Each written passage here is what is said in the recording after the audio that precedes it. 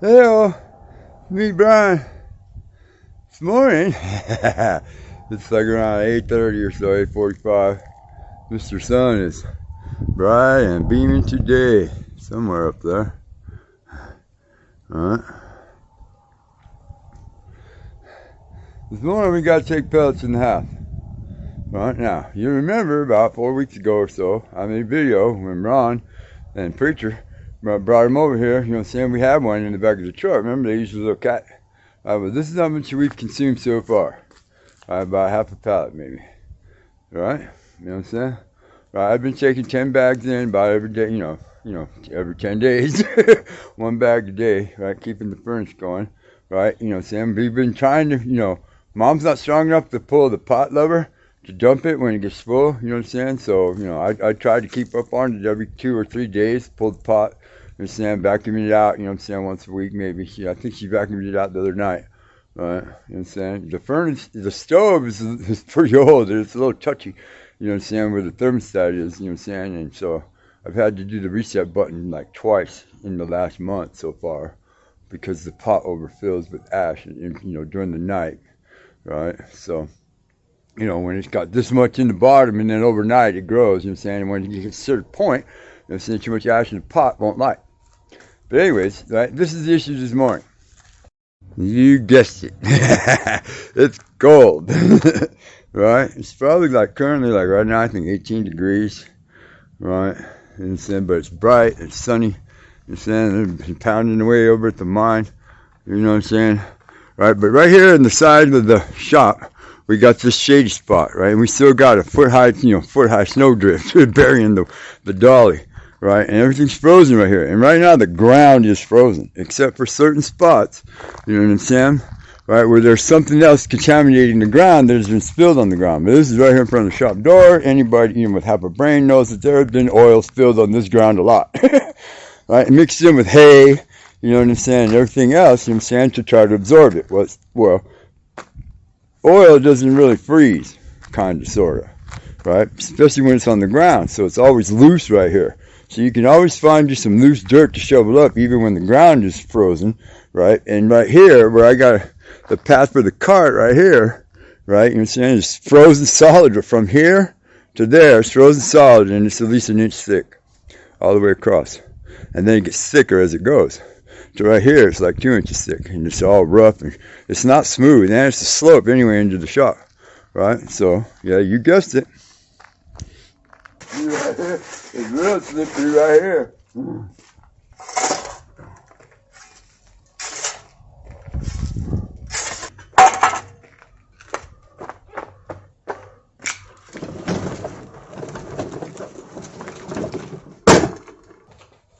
Set it down a little bit too much. See, sometimes the lengths you gotta go to get the shot, Jared, you gotta go. You would not believe, right? Sometimes, Jared, you would not believe the setup that I have to get this shot from an angle like this. Really, truly, right? And as little as doing this changes the whole complexion of the shot. You see what I'm getting at? Right? Because I got the sun behind me right now, and it's kind of a weird lighting thing. But I need this angle, right? So the best way to do it is just, open the door, right? You know what I'm saying? Yeah, I could close this door. Now, see how it changes it again? Did it change it for the better, for the worse? No, because now the light sensor on the camera is freaking out. And so the best thing to do is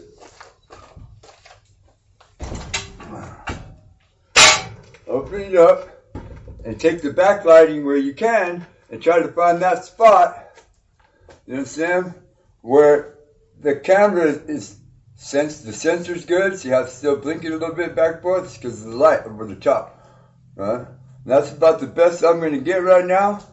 See, and that's how you try to figure out your lighting when you're doing on a backlit angle, you know what I'm saying?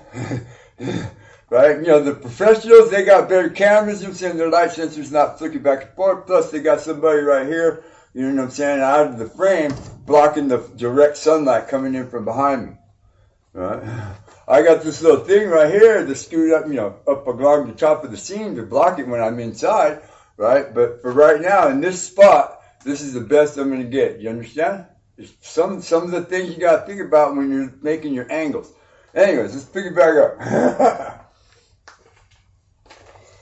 Consumption. That's what I wanted to talk about in this segment. Now, it's been a month since we got these pellets.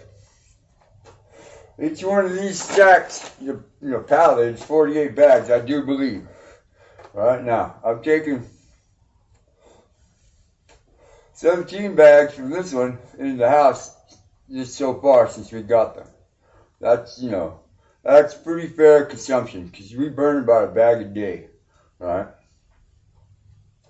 I usually put one in the morning. When I come in to make coffee and stuff, when I wake up in the morning, like around 7:30, 8 o'clock, I always put a bag in the stove, right? And that way I ain't got to deal with it no more till tomorrow morning, right?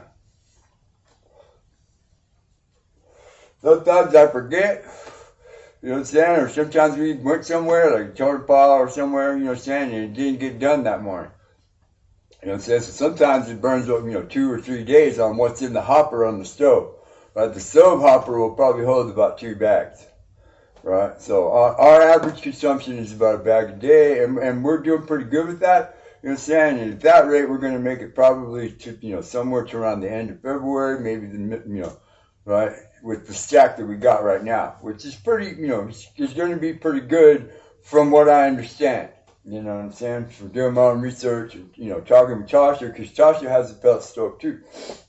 Right? You know what I'm saying? So when you're using this type of device to heat your primary residence out here, you know what I'm saying, you have to be mindful because this stuff is expensive. You know what I'm saying? This is a couple of $1,000s worth of pellets right here, these 2 pallets. You know what I'm saying? Maybe a little more. Plus or minus wherever you get them from. And you can see, right, just clearly by my, exhaling breath, you know what I'm saying, how cold it really is outside right now. The reason I got it all covered up is real simple. The roof here leaks. I'm lucky because it just leaks right here to the edge of where the pallet is. You know what I'm saying? And Ron put it right here on purpose because he knew, because he's brought pallets of pellets over here before a lot. You know what I'm saying? So they set them right here where, where they're supposed to be, and I keep them covered because the objective here is to keep the pellets dry, right? Because they'll absorb any of the outside moisture directly out of the air. Right, if they can, you know what I'm saying? And then they swell up. And they swell up like, 3 or 4 times their size, and then they freeze, you know what I'm saying? And then they're worthless, and they won't burn, they won't do anything. Nothing. You got, a pumped up, you got a Rice Krispie puff of sawdust. Right? So you want to keep them wrapped in the original wrapper, plastic, and then put another tarp or 2, you know what I'm saying, over the top of them just to keep them dry. Right? And then when you come to get them, you know what I'm saying, you unfold it correctly, and you grab them out. Woo-hoo. Where's the wagon?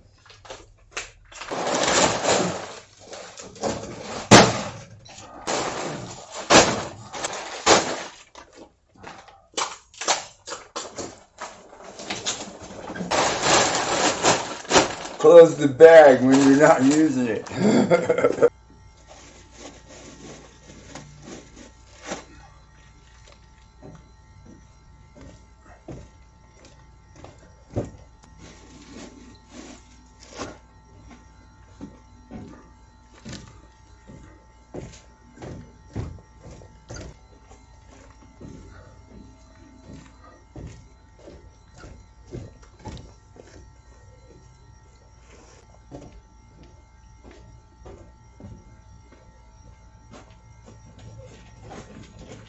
Here's a trick I learned when me and Anonymous is on the bike venture when we get stuck out in a rainstorm somewhere along the road and we had to shelter under a bush. Well, we had a couple of tarps and one of them was ripped.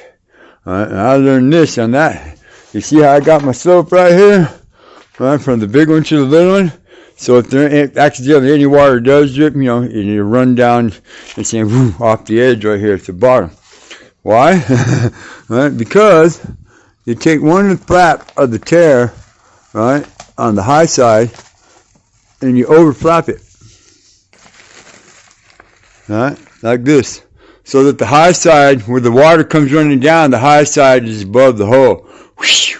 It runs right off the edge, right? It's, you know, just, right? Because remember, water drips right here on the edge, and sometimes it runs along the roof. Right? See that those beams are wet right there. Sometimes it runs on and it drips down. Right? You know what I'm saying? So you got to keep your pellets dry. Here, there you go. Homesteader trick number 27.